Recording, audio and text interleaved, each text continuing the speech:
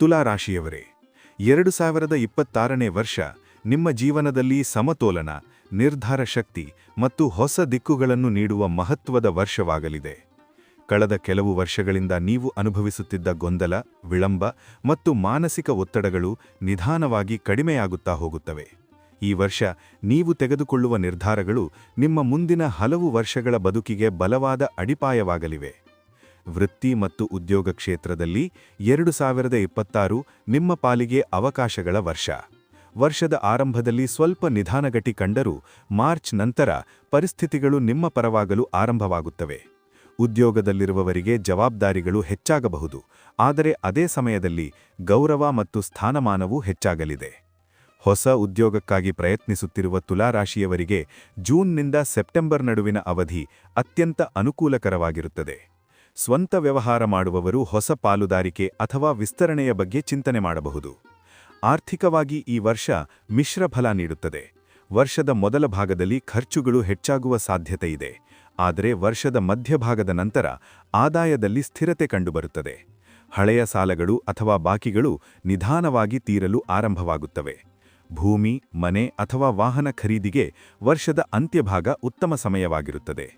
ಅನಗತ್ಯ ಖರ್ಚುಗಳನ್ನು ನಿಯಂತ್ರಿಸಿದರೆ ಆರ್ಥಿಕ ಭದ್ರತೆ ಸುಧಾರಿಸುತ್ತದೆ. ಕುಟುಂಬ ಜೀವನದಲ್ಲಿ ತುಲಾರಾಶಿಯವರಿಗೆ ಶಾಂತಿ ಮತ್ತು ಸಹಕಾರ ಹೆಚ್ಚಾಗಲಿದೆ. ಕುಟುಂಬ ಸದಸ್ಯರೊಂದಿಗೆ ಇದ್ದ ಅಸಮಾಧಾನಗಳು ಸಂಭಾಷಣೆಯ ಮೂಲಕ ಪರಿಹಾರವಾಗುತ್ತವೆ. ವಿವಾಹಿತರಿಗೆ ಜೀವನ ಸಂಗಾತಿಯೊಂದಿಗೆ ಉತ್ತಮ ಒಗ್ಗಟ್ಟು ಕಾಣಿಸಿಕೊಳ್ಳುತ್ತದೆ. ಅವಿವಾಹಿತರಿಗೆ ವರ್ಷದ 2ನೇ ಅರ್ಧದಲ್ಲಿ ವಿವಾಹಯೋಗ ಕಂಡುಬರುತ್ತದೆ. ಸಂಬಂಧಗಳಲ್ಲಿ ಸಹನಶೀಲತೆ ಮತ್ತು ಸ್ಪಷ್ಟತೆ ಅಗತ್ಯವಾಗಿರುತ್ತದೆ. ಆರೋಗ್ಯದ ವಿಷಯದಲ್ಲಿ 2026ರಲ್ಲಿ ಹೆಚ್ಚು ಜಾಗ್ರತೆ ಅಗತ್ಯ. ವಿಶೇಷವಾಗಿ ಒತ್ತಡ, ನಿದ್ರಾಭಾವ ಮತ್ತು ಜೀರ್ಣಕ್ರಿಯೆ ಸಂಬಂಧಿತ ಸಮಸ್ಯೆಗಳು ಕಾಣಿಸಿಕೊಳ್ಳಬಹುದು.